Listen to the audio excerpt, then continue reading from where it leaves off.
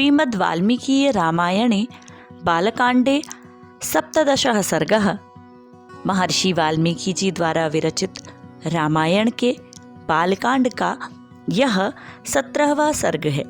इससे पूर्व सर्ग में हमने सुना था, देवताओं ने श्री हरि भगवान विष्णु से रावण के वध के लिए मनुष्य रूप में अवतीर्ण होने के लिए प्रार्थना की थी।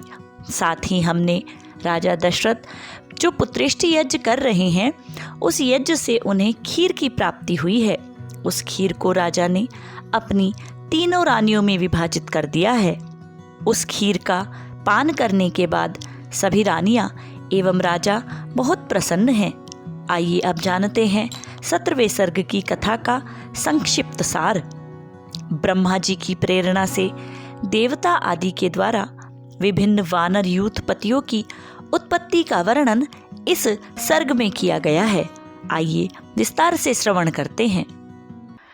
पुत्रत्वं तु गते विष्णौ राज्यस्तस्य महात्मनः उवाच देवताः सर्वा स्वयंभूर्भगवान्निदम्। जब भगवान विष्णु महामनस्वी राजा दशरथ के पुत्र भाव को प्राप्त हो गए, तब भगवान ब्रह्मा जी ने संपूर्ण देवताओं से इस प्रकार कहा। सत्यसंधस्य वीरस्य सर्वेषां नो हितैषिणः विष्णोः सहायान् बलिनः सृजध्वं कामरूपिणः मायाविदश्च शूरांश्च वायुवेगसमाञ्जवे नयज्ञान बुद्धिसम्पन्नान् विष्णुतुल्यपराक्रमान् असंहार्यानुपायज्ञान् दिव्यसंहननान्वितान् सर्वास्त्रगुणसम्पन्ना नमृतप्राशनानिव। ब्रह्मा जी कहते हैं, देवगण, भगवान विष्णु सत्य प्रतिज्ञ वीर इदम हम लोगों के हितैषी हैं। तुम लोग उनके सहायक रूप से ऐसे पुत्रों की सृष्टि करो जो कि बलवान, इच्छारूप धारण करने में समर्थ, माया जानने वाले, शूरवीर, वायु के समान वेगशाली, नीतिज्ञ, बुद्धिमान, विष्णुतुल्य, पराक्रमी, किसी से परास्त न होने वाले, तरह तरह के उपयोगों के जानकार, दिव्य शरीरधारी तथा अमृत भोजी देवताओं के समान सब प्रकार की अस्त्र विद्या के गुणों से संपन्न हो।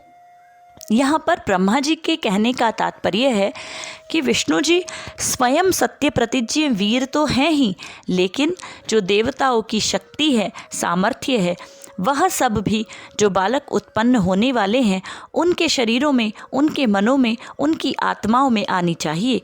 ऐसा विचार ब्रह्मा जी ने रखा। अप्सरस्सु च मुख्यासु गंधर्वीणां तनूषु च यक्षपन्नगकन्यासु ऋक्षविद्याधरीषु च किन्नरीणां च गात्रेषु वानरीणां तनूषु च सृजध्वं हरिरूपेण पुत्रांस्तुल्यपराक्रमान्।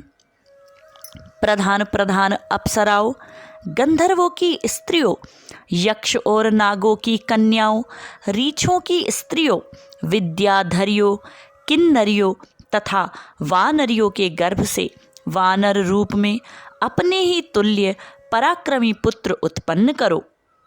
ब्रह्मा जी की इच्छा है कि ये जितनी जातियां यहाँ पर बताई गई हैं, अप्सरा, गंधर्व, नाग, रीछ, विद्याधरी, किन्नरी या फिर वानरी, सभी के गर्भ से देवताओं के प्रभाव से पराक्रमी पुत्र उत्पन्न होने चाहिए।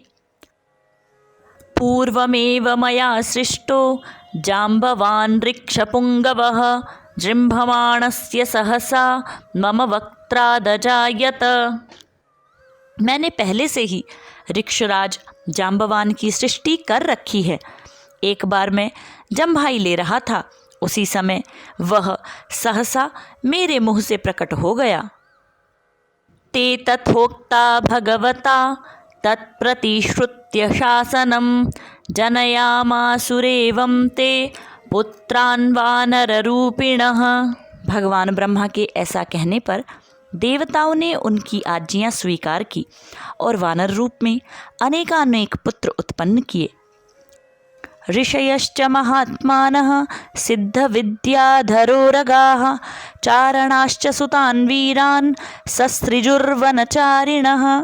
महात्मा, ऋषि, सिद्ध, विद्याधर नाग और चारणों ने भी वन में विचरण करने वाले वानर भालुओं के रूप में वीर पुत्रों को जन्म दिया। वानरेन्द्रं महेन्द्राभ मिन्द्रो बालिनमात्मजं सुग्रीवं जनयामास तपनस्तपतांवरः। देवराज इंद्र ने वानरराज बाली को पुत्र रूप में उत्पन्न किया, जो महेंद्र पर्वत के समान विशालकाय और बलिष्ठ था। तपने वालों में श्रेष्ठ भगवान सूर्य ने सुग्रीव को जन्म दिया। बृहस्पतिस्त्वजनयत् तारं नाम महाकपिं सर्ववानरमुख्यानां बुद्धिमन्तमनुत्तमम्। बृहस्पति ने तार नामक महाकाय बलवान वानर को उत्पन्न किया, जो समस्त वानर सरदारों में परम बुद्धिमान और श्रेष्ठ था। धनदस्य सुतः श्रीमान् वानरो गन्धमादनः विश्वकर्मा त्वजनयन् नलं नाम महाकपिम्।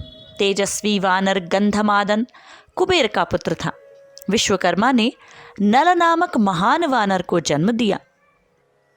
पावकस्य सुतः श्रीमान् नीलोऽग्निसदृशप्रभः तेजसा यशसा वीर्या दत्यरिच्यत वीर्यवान्। अग्नि के समान तेजस्वी श्रीमान नील साक्षात अग्निदेव का ही पुत्र था। वह पराक्रमी वानर तेज, यश और बलवीर्य में सबसे बढ़कर था। रूप द्रविण संपन्ना वश्विनौ रूप सम्मतौ मैन्दं च द्विविधं चैव जनयामास तुः स्वयं। रूप वैभव से संपन्न सुंदर रूप वाले दोनों अश्विनी कुमारों ने स्वयं ही मैंद और द्विविध को जन्म दिया था।